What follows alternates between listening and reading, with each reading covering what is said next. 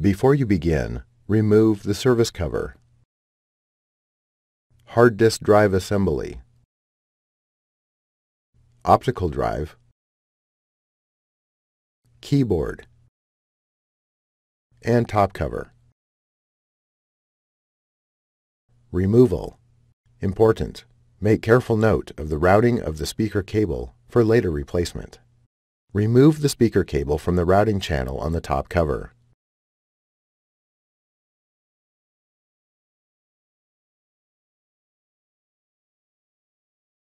Remove the two 3.5mm P1 Phillips broadhead screws that secure the speakers to the top cover.